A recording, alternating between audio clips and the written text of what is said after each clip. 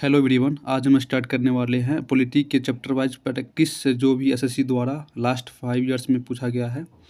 तो चलिए स्टार्ट करते हैं वीडियो को। आज मेरा पहला टॉपिक है संवैधानिक विकास। ऐसे ही प्रत्येक दिन मैं एक एक टॉपिक पे वीडियो बनाऊंगा और प्रत्येक टॉपिक को रिवाइज करवाऊंगा यहाँ से। तो चलिए शुरू करते हैं। फर्स्ट टॉपिक हमारा आज है संवैधानिक विकास, कॉन्स्टिट्यूशंस डेवलपमेंट है। तो चलिए यहाँ से शुरू करते हैं। पहला क्वेश्चन है, डैश यूनाइटेड किंगडम की संसद का एक अधिनियम है जिसने 1947 में ब्रिटिश भारत को भारत और पाकिस्तान के दो नए स्वतंत्र उपनिवेशों में विभाजित किया गया था। इसका आंसर क्या हो जाएगा? भारतीय स्वतंत्रता अधिनियम हो जाएगा। इसका आंसर भी दिया गया है भारतीय स्वतंत्रता अधिनियम, आंसर बी है। एक्सप्लेनेशन आप खुद से पढ़ सकते हो।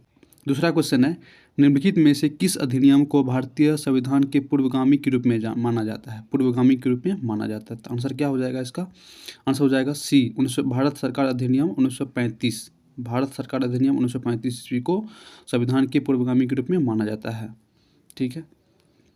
अगला क्वेश्चन है, निम्नलिखित में से किस अधिनियम के द्वारा भारत में केंद्र स्तर पर द्विसदनीय विधेयिका की शुरुआत की गई थी? तो इसका आंसर हो जाएगा ए नंबर। भारत सरकार अधिनियम 1919 के द्वारा द्विसदनीय विधेयिका की शुरुआत की गई थी और इसको बंद किसके द्वारा किया गया था? इस भारत सरकार अधिनियम 1935 के द्वारा। ठीक है, चालू किया गया था 1919 में और बंद किया गया था 1935 के द्वारा। अगला क्वेश्चन है, भारत सरकार अधिनियम 1919 को किस और नाम से भी जाना जाता है? मतलब 1919 को किस और नाम से भी जाना जाता है? इसका आंसर हो जाएगा डी, मॉन्टेग्यू चेम्सफोर्ड रिपोर्ट के अनुसार रिपोर्ट के नाम से भी जाना जाता है भारत सरकार अधिनियम 1919 को।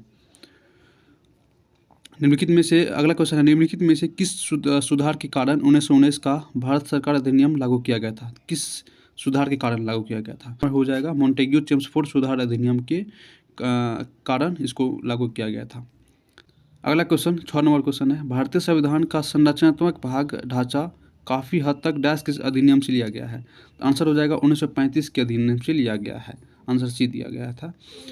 भारतीय संविधान का संरचनात्मक भाग या ढांचा काफ़ी हद तक 1935 के अधिनियम से लिया गया है। संविधान के 395 अनुच्छेदों में से लगभग 250 अनुच्छेद ऐसे हैं जो 1935 के अधिनियम से या तो शब्दशः से लिए गए हैं या फिर उनसे थोड़ा बहुत परिवर्तन के साथ लिया गया है। क्वेश्चन नंबर 7 है, 1813 के चार्टर अधिनियम ने भारत में ईस्ट इंडिया कंपनी के शासन को अगले 10 वर्षों तक के लिए बढ़ा दिया गया था। इसका आंसर हो जाएगा 20 वर्षों के लिए बढ़ा दिया गया था 1813 के चार्टर अधिनियम से। आंसर हो जाएगा ए। ठीक है, ए हो जाएगा आंसर। ठीक है। अगला क्वेश्चन है, क्वेश्चन नंबर 8, किस अधिनियम के परिणाम स्वरूप महारानी विक्टोरिया जो ब्रिटेन की शासक थी 1858 में भारत की मलिका की उपाधि के साथ भारत में ब्रिटिश क्षेत्रों की संप्रभु बन गई थी? इसका आंसर ए हो जाएगा भारत सरकार अधिनियम। और ऑप्शन सी में भी दिया गया है कि भारतीय परिषद अधिनियम।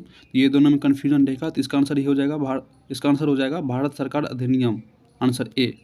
ठीक है। क्वेश्चन नंबर 9 है, वह कौन सा अधिनियम था जिसने भारत में सत्ता ब्रिटिश ईस्ट इंडिया कंपनी से ब्रिटिश क्राउन में स्थानांतरित की थी?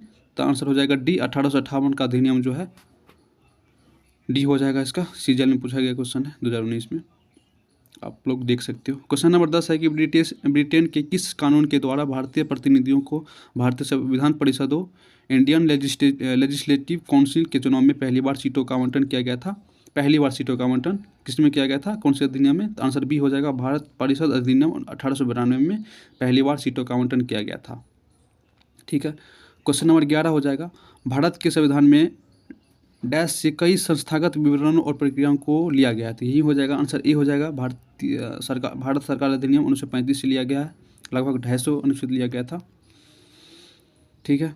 अगला क्वेश्चन है 12 नंबर हो जाएगा, भारतीय संविधान सभा को भारतीय स्वतंत्रता अधिनियम 1947 की धारा डैश द्वारा मान्यता दी गई थी? कौन सी धारा द्वारा मान्यता दी गई थी? तो इसका आंसर डी हो जाएगा 8(1) द्वारा, धारा 8(1) द्वारा लिया गया था। सीजीएल में पूछा गया क्वेश्चन है, डी नंबर। 13 नंबर क्वेश्चन है, प्रांतों में द्वैत शासन डैश की उन्मूलन किस अनुसार? 13 का ए हो जाएगा, उन्मूलन होता है खत्म करना, तो 1935 के द्वारा खत्म किया गया था और 1919 के द्वारा लागू किया गया था। अगला क्वेश्चन है, निम्नलिखित में से एक भारत सरकार के किस अधिनियम के साथ मॉन्टेग्यू चेम्सफोर्ड सुधारों ने प्रांतों में द्वैत शासन की शुरुआत की थी? यही द्वैत शासन शुरुआत किससे की गई थी? तो 1919 हो जाएगा। आंसर बी हो जाएगा भारत सरकार अधिनियम 1919। ठीक है, थैंक यू सो मच।